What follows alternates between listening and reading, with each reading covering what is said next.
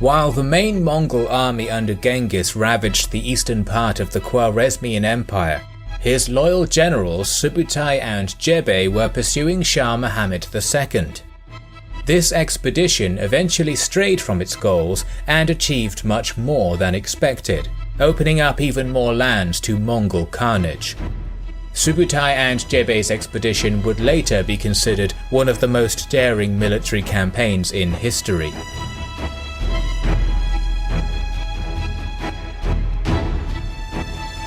After Mongol generals Subutai and Jebe and their 20,000 warriors failed to catch up to the Khwarezmian Shah, they spent the winter of 1220 in Iran and Azerbaijan, raiding and looting while preventing the Western Khwarezmian forces from assisting Jalal ad-Din to the east. Here they conceived the idea of conducting the most audacious reconnaissance in force in history. In 1221, the army first entered the Kingdom of Georgia, where they pillaged the countryside for supplies. The king, George IV, seeing his lands ravaged by the invaders, assembled an army which included many knights who had pledged to join the Fifth Crusade. In the ensuing battle at Sagami, Subutai feigned a retreat, which lured the slower, heavily armoured cavalry away from their infantry before he encircled and massacred them. The Mongols then returned to Azerbaijan and Iran and burned and pillaged a few more cities. In a few months, Georgia was invaded by Subutai yet again. George IV attempted to stop the invaders near Tbilisi, but his army was ambushed yet again. These battles weakened Georgia and allowed the Mongols to pass through the Caucasus Mountains.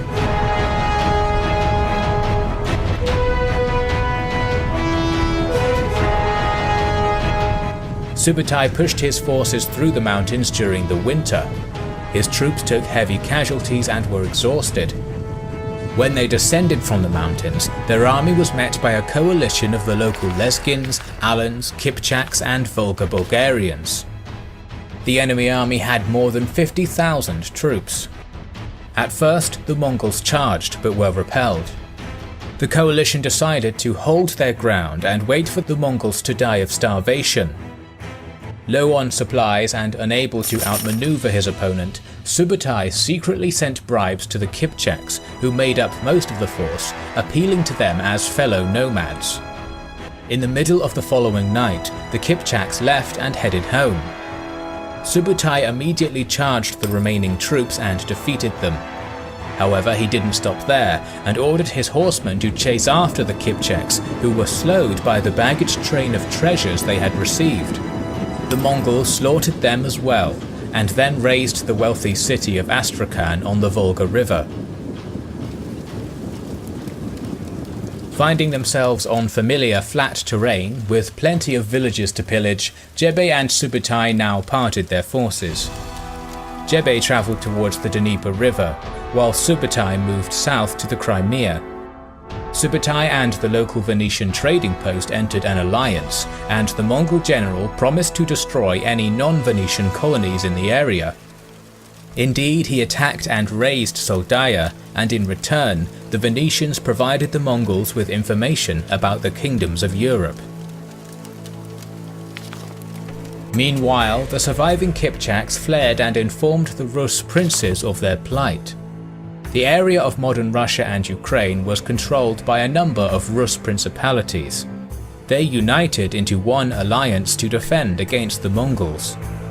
With the addition of the Kipchak forces, this alliance had a combined force of around 60,000 troops, mainly cavalry.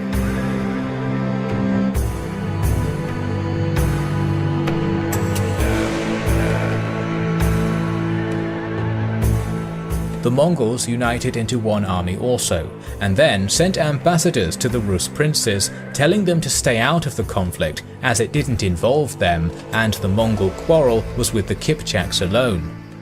But the princes broke the golden rule. They killed the envoys. The allied army caught up to the Mongols on the banks of the Dnieper River and tried to encircle them. Subutai sacrificed a rearguard of 1,000 men who held the enemy, while the rest of the army crossed the river and retreated east. The Russians now discussed how to follow up this minor victory.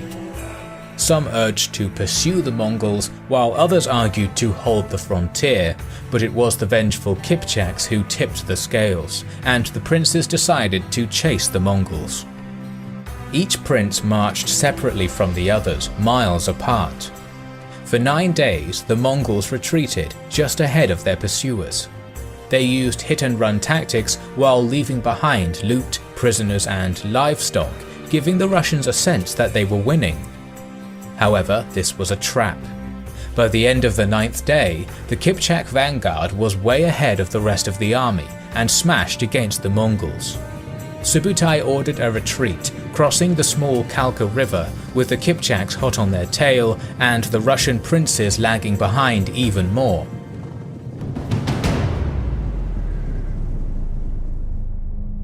With all the pieces in place, Subutai sent his heavy lancers charging against the unprepared Kipchaks from the front, while his horse archers attacked the Rus with arrows to further slow their advance.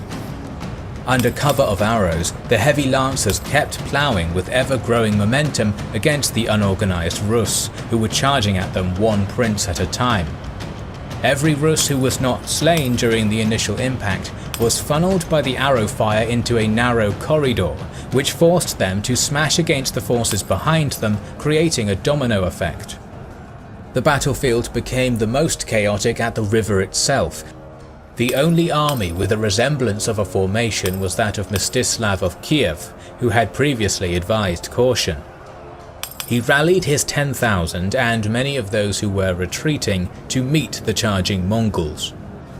Baggage trains were arranged into a fortified circle on high ground to become a beacon for the fleeing soldiers. The Mongols soon surrounded this position. Here Mstislav held out for 3 terrible days while being showered with whistling arrows and bombarded with smoke bombs. The defenders were left with no water and had to accept the Mongol offer of a peaceful surrender, but as soon as they left the protection of their camp, they were attacked. The allies were surrounded on all sides except for a small gap, intentionally left open, giving hope to many who took this chance to escape. Subutai laid this trap, as he preferred to have those men be killed in smaller groups by the faster horse archers who picked them off one by one.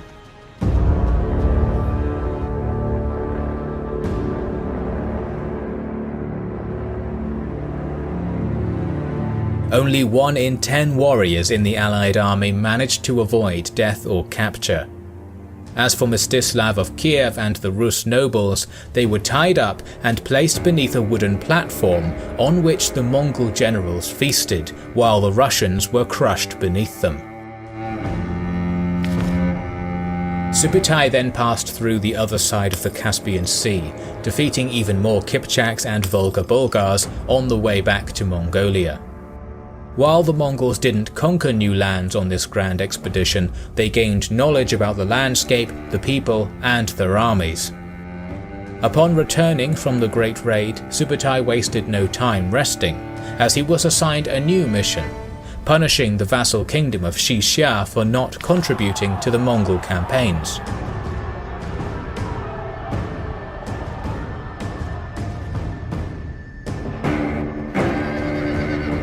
Genghis Khan never tolerated betrayal, and so he mustered a colossal force. Only this time the Mongols knew the territory and the art of the siege.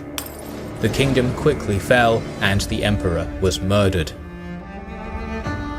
However, before the invasion began, Genghis fell from his horse and injured his shoulder. He quickly developed a high fever and was advised to go back to Mongolia and rest, but the great Khan pushed forward.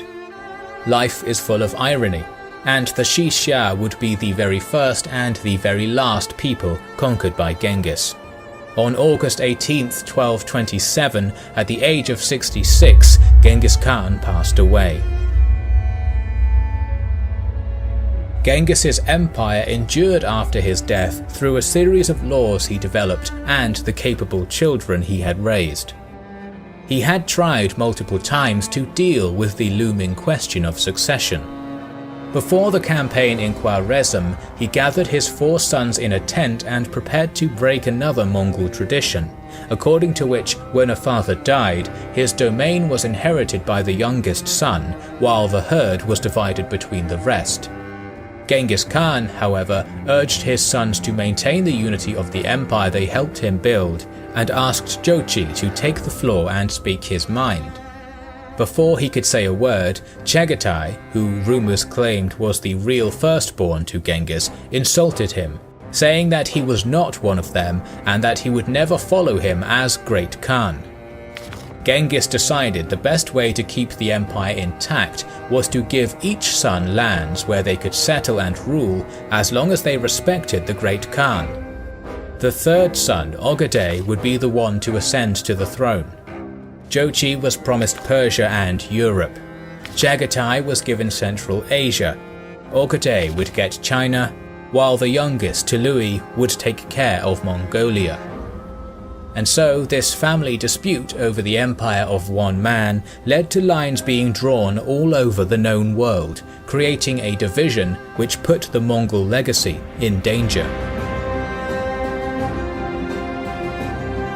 While creating this documentary, we used the series of lectures called The Barbarian Empires of the Steppes from Professor Kenneth W. Hall, provided by the sponsor of this video, The Great Courses Plus. This very detailed 36-part series covers the history of the nomadic peoples, from the Huns to the Pechenegs, from the Scythians to the Bulgars, with multiple episodes on the heroes of this video, the Mongols. You can subscribe to the Great Courses Plus to get access to the vast library of 8,000 lectures on history, science, literature and other subjects from the top-notch professors from the best universities in the world. The Great Courses Plus is giving viewers a great offer of a free trial. Show your support to our channel and learn what the Mongols were planning to do next by subscribing to the Great Courses Plus through thegreatcoursesplus.com/kings and generals or the short link in the description. Thank you for watching the 3rd video in our series on the Mongol invasions. We would like to express our gratitude to our Patreon supporters who make the creation of our videos possible.